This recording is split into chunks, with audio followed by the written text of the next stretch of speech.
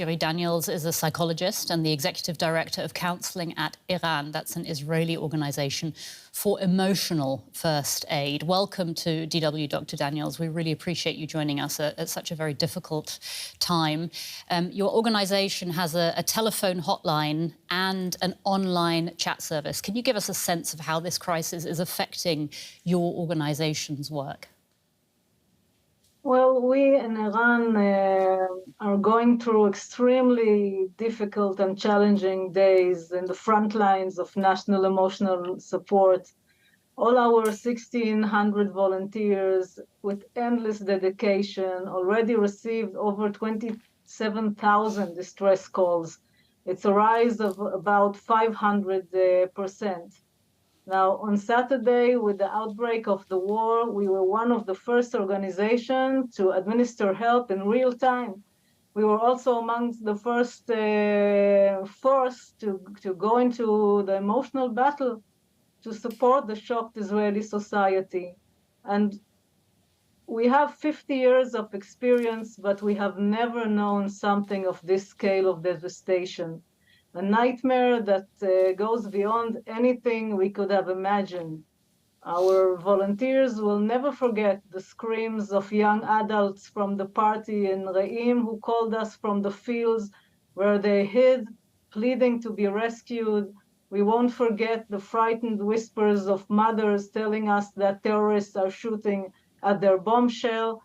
And we can't forget pleading calls under live fire. It's something we never experienced.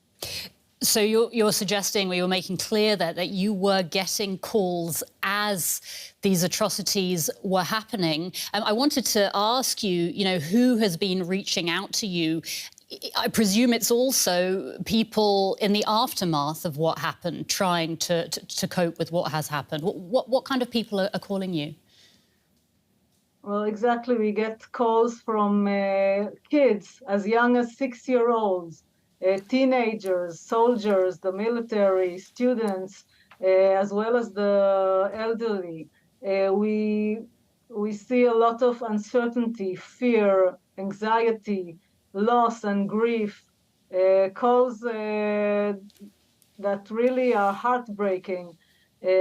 Some of them call us and contact us through the chat or WhatsApp while we hear the sirens in the background. It's nonstop. Can you tell us what emotional first aid entails in these situations? How do you actually help?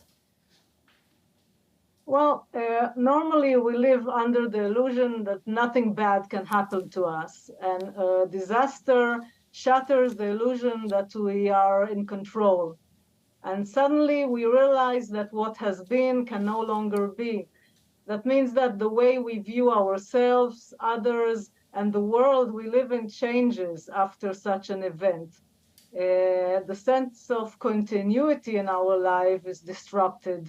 So when we give emotional first aid via telephone or online, we first of all listen. We let people tell their story and we validate their emotions. Sometimes we help them practice skills of calming down, of mindfulness, breathing techniques. And we remind them about their resilience and their strength. Sometimes our main job is to keep sight of the hope which they no longer see, and help them understand that we are resilient and we can adapt and we can get through this together. That's why volunteering and